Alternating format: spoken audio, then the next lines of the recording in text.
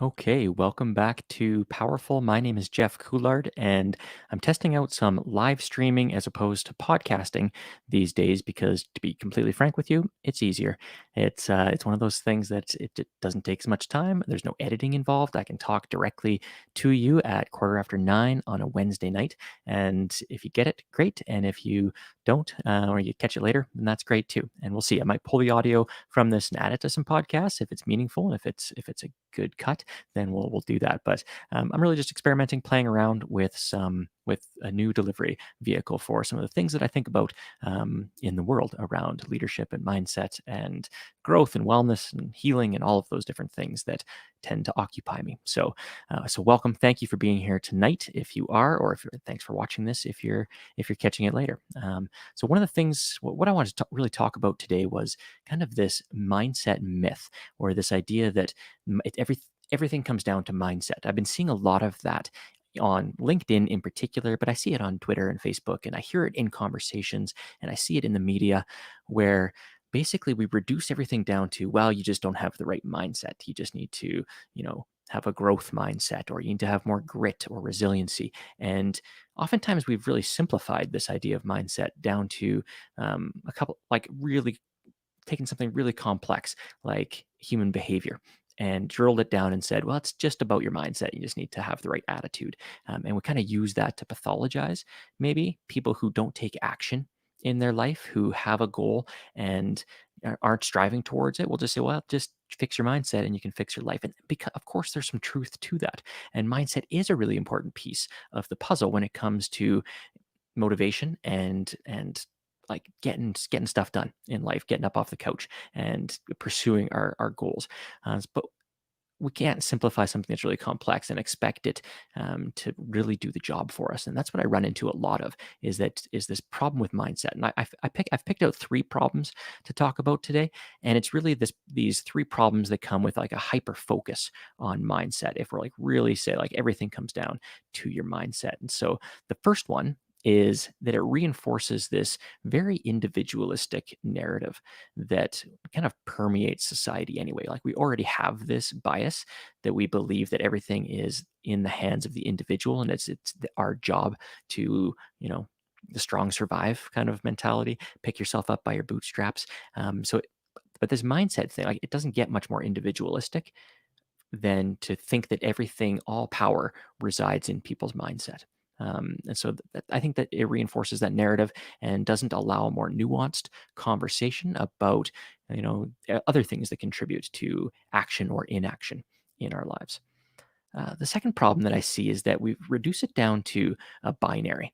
You're either positive, or glass half full, glass half empty. You're a pessimist or an optimist, and we start to get advice, or we start to get advice that is essentially is just see the silver lining, or pick out the silver lining, or every cloud has a silver lining. Just be positive, right? Is common advice around mindset. And if it was that easy, if all we had to do is just be positive, I think a lot of suffering and a lot of change would actually happen. Suffering would go away. So it isn't just a binary. It's not an either or. You have the right mindset or you don't. And I see this in particular with the work of Carol Dweck. So she wrote a book called Mindset, and in it she talks about a growth mindset versus a fixed mindset. And the research is great, and there's some really great stuff in there. And I've actually read interviews with her where she's troubled by how people have taken this concept of mindset and really oversimplified it down to you either have a growth mindset or you have a fixed mindset. And I think that binary is false, because I know in myself that there are lots of places where I have a growth mindset, and there are some places where I have a fixed mindset. And there are certain times when I have a growth mindset, and other times and places and relationships that I don't. And so there's much more going on than just what's happening between our ears, although that takes up a lot of space, and it certainly drives a lot of the narrative and the conversation that we have. Okay. So, what do you think? Is this something that you've noticed? Is there a benefit to having this kind of binary, this like half full, half empty kind of perspective, or what are your thoughts? I'd love to hear how you think about mindset, and if any of these problems that I'm identifying are things that you've noticed as well. Just throw it into the comments, and we'll see what happens. The third problem, and probably the one that gets me going the most, is that it really ignores, if we think that somebody's capacity to change or to pursue the goals that they have in their life is entirely dependent on their mindset, it ignores some really important factors.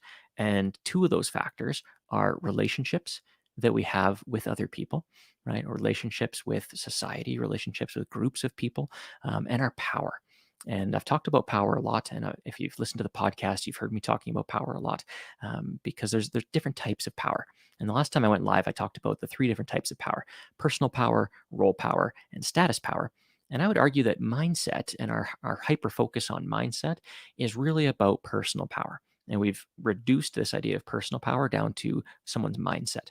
Okay? But that still leaves two very potent aspects of power that we're kind of ignoring. And one is role power. And so role power is the power that you get because of the position that you hold.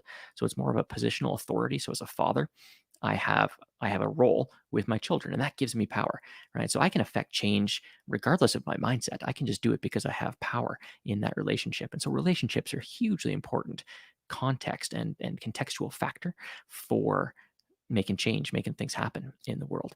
And status power, right, is the memberships that we hold. And that gives us power and that gives us the ability to affect change. And that has nothing to do with my mindset.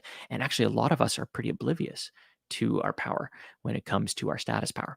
And so those are some things that I think about when I think about mindset. I think that it's an important piece of the puzzle, but it's not the whole puzzle. And that when we reduce it down to being the only thing, when we have a hyper focus on it, we don't have enough of a toolkit to really understand behavior and to really understand the interactions that we're having in the world and with ourselves.